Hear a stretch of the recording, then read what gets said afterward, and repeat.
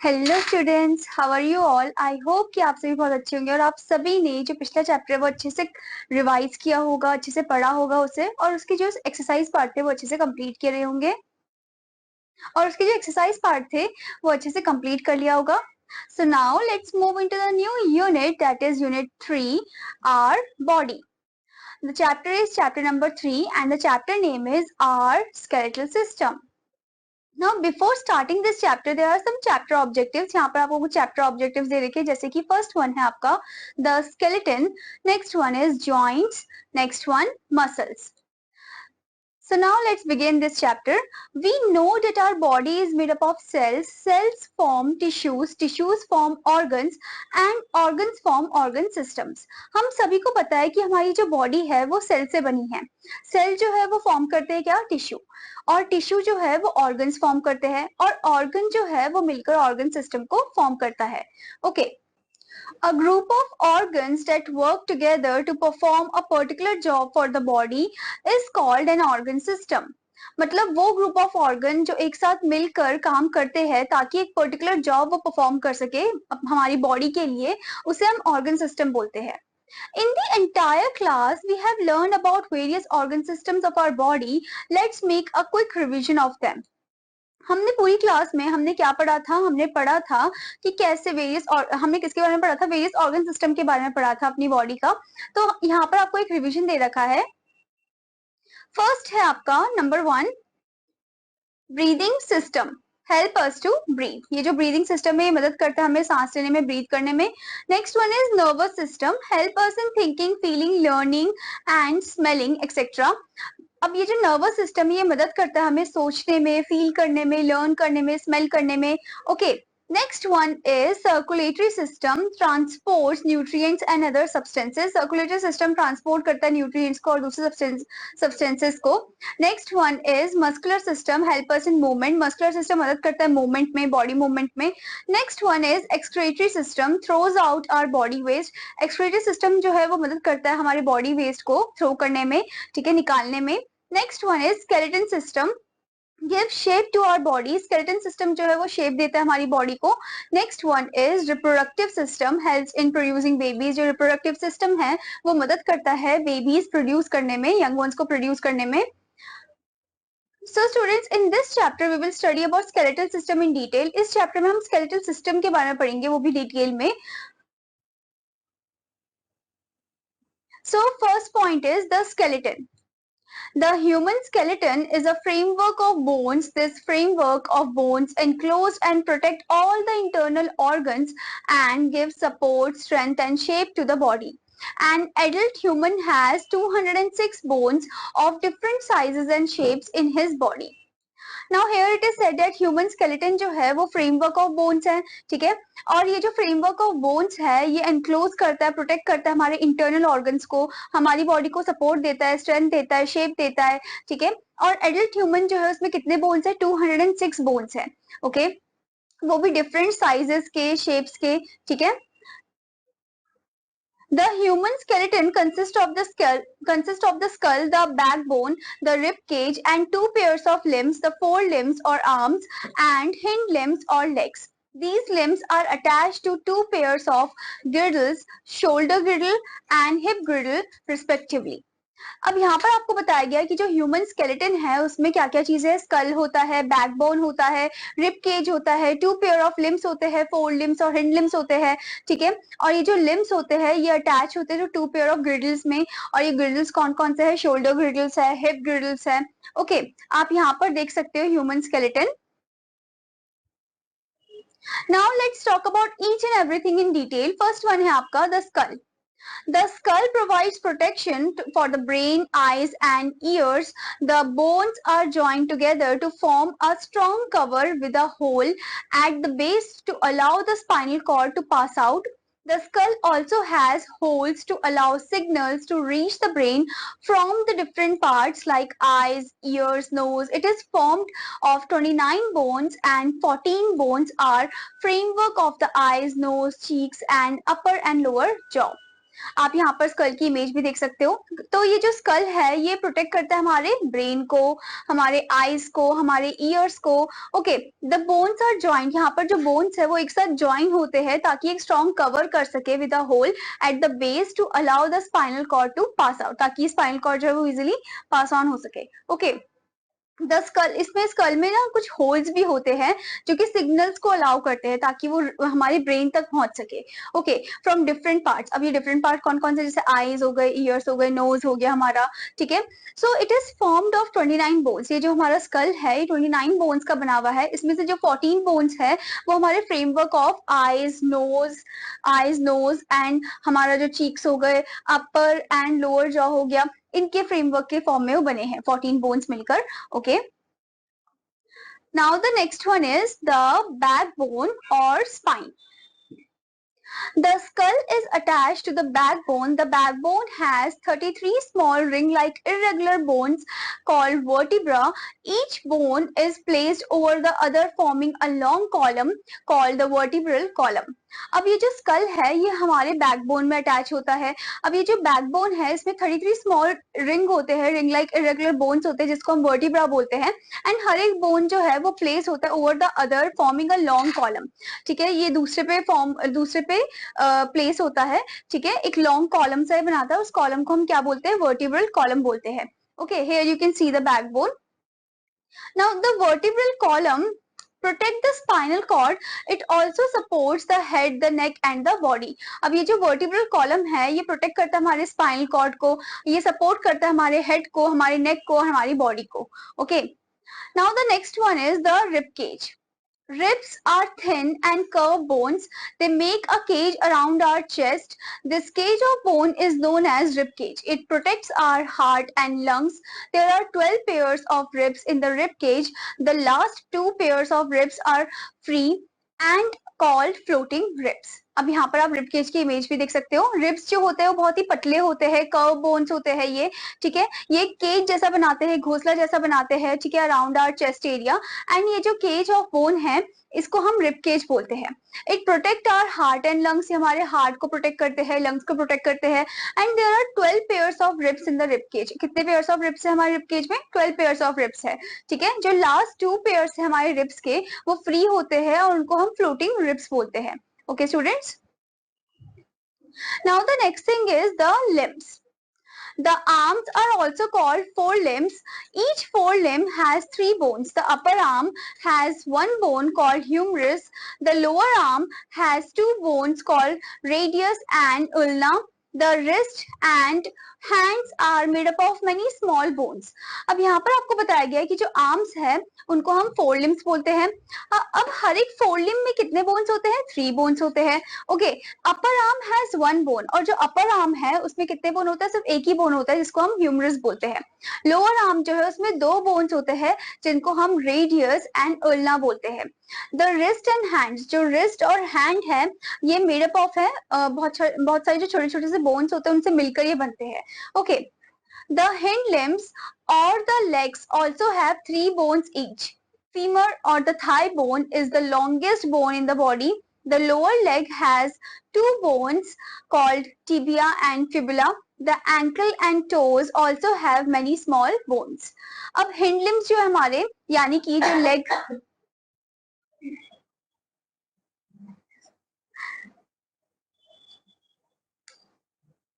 अब हिंडलिम जो है हमारे, यानी कि हमारा जो लेग्स है, ठीक है, उसमें भी वो भी 3 बोन से ही बने हैं। ठीक है, 3 सेट ऑफ बोन्स है। जैसे कि फर्स्ट वन है फीमर। फीमर जो कि हमारे ह्यूमन बॉडी का सबसे ज्यादा लॉन्गेस्ट बोन है ये। ओके, एंड लोअर लेग में कितने बोन्स है? 2 बोन्स है। ठीक है, एक है टिबिया एंड एक है फिबुला। और जो हमारा एंकल और टोज है वो छोटे छोटे बोन से मिलकर बना है। आप यहाँ पर देख सकते हो the bones of the arm and the bones of the leg. Now, before moving further, there is a point, boost your mind. Bones are not the hardest substance in our body. The enamel coating on our teeth is harder than bones. However, bones can be repaired if broken, but enamel cannot. Okay. So bones जो है वो hardest substance है हमारी body का, पर इससे भी ज्यादा हार्डेस्ट है इनेमल, जो कि एक कोटिंग होती है हमारे दांत में, ठीक है, व्हाइट कलर की, और वो ज्यादा हार्डर होती है एज कम्पेयर टू बोन्स। हम बोन्स को तो रिपेयर कर सकते हैं, बट हम इनेमल को रिपेयर नहीं कर सकते हैं। Now the next thing is functions of the skeleton. अब क्या function है skeleton का? First one, it gives shape, support and strength to our body. ये हमारी बॉडी को ये हमारी बॉडी को शेप, सपोर्ट और स्ट्रेंथ देता है। Next thing is it protect the delicate internal organ such as lungs. ये डेलिकेट इंटरनल ऑर्गन यानी कि लंग्स को प्रोटेक्ट करता है। Next one, muscles attached to the bones make movement possible. Calcium and phosphorus are stored in the bones which make the bone firm and strong. अब muscles जो कि attach होते हैं हमारे bones में, ये movement को easy बना देते हैं, possible बना देते हैं। Calcium and phosphorus जो है, कैल्शियम एंड फॉस्फोरस जो कि कहाँ पर स्टोर होता है? हमारे बोन्स में स्टोर होता है, जो हमारे बोन्स को कैसा बना देता है? फर्म और स्ट्रॉन्ग बना देता है। Next point, blood cells are made in the bone marrow, that is the soft and fatty substance which is filled in the long bones of the skeleton. अब ये जो ब्लड सेल्स है, ये हमारे कहाँ पर होते हैं? They are made in the bone marrow, bone marrow में होते हैं, दैट इज जो कि सॉफ्ट और फैटी वाला सब्सटेंस होता है, ठीक है, which is filled in the long bone of the skeleton. हमारा जो बोन का, हमारा जो स्केलेटन का जो लॉन्गेस्ट बोन होता है उस पर फिल्ड होता है। Okay, now students let's talk about joints. A joint is the meeting point of two bones held together by strong tissues called ligaments. There are several joints in our body. अब यहाँ पर joint की बात हो रही है। Joint क्या है? मीटिंग पॉइंट है टू बोन्स का, ठीक है, जो कि एक साथ हम जो कि टुगेदर पुट हो रखे हैं बाय द स्ट्रॉन्ग टिश्यूज, जिसको हम क्या बोलते हैं? लिगामेंट्स बोलते हैं। एंड बहुत सारे जॉइंट्स हमारी बॉडी में। All the joints except those in the skull are movable. सभी जॉइंट्स एक्सेप्ट स्कल, ठीक है, जो जॉइंट हमारे स्कल एरिया में है उनको छोड़कर, और जो सभी जॉइंट है बाकी के वो सब मूवेबल है, ठीक है। The bones in the skull are interlocked making the joints immovable. जो बोन्स हमारे स्कल एरिया में है वो इंटरलॉक्ड है, जिससे कि मूवमेंट जो है वो पॉसिबल नहीं हो सकता। Now next is types of joints. There are two kinds of joints in our body. दो तरीके के joints होते हैं। First one is immovable joints. These joints simply connect bones. They do not allow the movement of bones. These are found in the bones of skulls and pelvis. Okay, ये जो joint है ये simply बस connect कर देते हैं bones को, पर ये मूवमेंट अलाउ नहीं करते हैं। और ये हम कहाँ कहाँ पर देख सकते हैं? हमारे स्कल एरिया में देख सकते हैं और पेल्विस एरिया में। Okay, next one is movable joints. These joints allow full movement of bones. There are four types of movable joints. First is hinge joint. Next one is ball and socket joint. Next is pivot joint. Next is gliding joint. Okay, तो movable joint जो movement show करते हैं, ठीक है। अब चार तरीके के मूवेबल ज्वाइंट है, एक है हिंज ज्वाइंट, दूसरा है ball and socket joint, pivot joint and gliding joint. Okay, so let's talk about them in detail. First one is hinge joint. These joints are like the hinges in a door. They allow movement of the bones in one direction, that is either up or down. These joints are found in our elbow, fingers, knees and toes. अब ये जो hinge joint है ये कहाँ पर, जैसे आप देखते हो ना डोर को जब आप ओपन क्लोज करते हो, तो वो भी क्या है? हमारा hinge joint है। ओके, तो ये अलाउ करता है मूवमेंट ऑफ बोन को इन वन डायरेक्शन, एक ही डायरेक्शन में हमारा जो मूवमेंट है बोन्स का वो होता है, ठीक है, दैट इज ईदर अप या फिर डाउन, या तो ऊपर की तरफ या फिर नीचे की तरफ। Okay, and these joints are found in our elbow. ये जॉइंट हमारे एल्बो में आप देख सकते हो, फिंगर्स में आप देख सकते हो, okay, and knees and toes में भी आप देख सकते हो, जैसे कि आप इस इमेज में भी देख सकते हो hinge joint. Now next one is ball and socket joint. These joints are found in hip and shoulder. In this type of joint, the ball shaped end of long bone fits into the cup shaped socket of the other bone. It allows the maximum movement. अब ये जो ball and socket joint है, ये joint आप कहाँ पर देख सकते हो? हिप में, शोल्डर एरिया में देख सकते हो। So in this type of joint the ball shaped end होता है लॉन्ग बोन का, वो फिट करता है कप शेप एरिया में, कप शेप सॉकेट एरिया में, ठीक है, of the other bone, and ये मैक्सिमम मूवमेंट को अलाउ करता है, ठीक है। यहाँ पर आप देख सकते हो image of ball and socket joint. Now the next one is pivot joint. Pivot joint is found between the skull and the first two vertebrae of the spine. The uppermost vertebra in the neck is called atlas. We can move our head sideways, upward and downward with the help of the pivot joint. अब pivot joint जो है वो आपको कहां पर दिखेगा, वो आपको दिखेगा स्कल एरिया में, skull and the first two vertebra of the spine. ठीक है, जो अपर मोस्ट वर्टिब्रा है हमारे नेक का उसे हम क्या बोलते हैं, एटलस बोलते हैं। एंड हम अपने हेड को मूव कर सकते हैं sideways, okay, upward and downward, okay, with the help of this pivot joint, जैसे कि आप इस फिगर में भी देख सकते हो। Now the next one is gliding joint, fourth one. The joints between the bones in the wrist and ankle and the tarsal bones of the feet are called gliding joints. They let us bend our back, twist and turn. Here you can see the image of gliding joint. तो ये जो gliding joint है ये आपको कहाँ पर दिखेगा, between the bones in the wrist, between the bones in the wrist area में, ankle area में and the tarsal bones of the feet area में, okay, इनको हम gliding joint बोलते हैं। and ये क्या करते हैं, ये मदद करते हैं bend करने में, ठीक है, हमारे जैसे हमारा जो बैक हो गया उसको बेंड करने में मदद करता है, ट्विस्ट करने में, टर्न करने में, okay. Now students let's move into the next topic, that is muscles. Bones in the body can not move on their own, they move with the help of muscles. अब bones अपने आप तो हिल नहीं सकते, तो वो किसकी मदद से ही मूव करेंगे, मसल्स की मदद से। The human body has more than 600 different muscles. Most of them are attached to bones with strong fibers called tendons. The tendons help the muscles in moving the bones. अब human body जो है उसमें more than 600 different muscles है, ठीक है, and most of them, और ज्यादातर जो है वो अटैच है किससे, बोन से। ये जो मसल्स है बोन से अटैच है विद स्ट्रॉन्ग फाइबर, जिनको हम टेंडन्स बोलते हैं, ओके। ये जो टेंडन है ये मदद करता है मसल को ताकि वो मूव कर सके विद द बोन्स, ओके, ताकि जो मूवमेंट है वो दिखा सके, लाइक वाइल यू नो, ये जो टेंडेंस है ये मदद करते हैं मसल्स को in moving the bones, bones को मूव करने में, okay students. Here you can see the muscular system image also. Now let's talk about types of muscles. Our body has three types of muscles. हमारी body में three types of muscles होते हैं। First है voluntary muscle. The muscles that are under our control are called voluntary muscles. Muscles in our arms and legs are examples of voluntary muscles. Voluntary muscles वो muscles होते हैं जो हमारे control में होते हैं, जिनकी मूवमेंट को हम कंट्रोल कर सकते हैं, जैसे आर्म्स हो गए, लेग्स हो गया, इनकी मूवमेंट को हम कंट्रोल कर सकते हैं, ओके okay? जैसे कि आप इस इमेज में भी देख सकते हो voluntary movement. Now next one is involuntary muscles.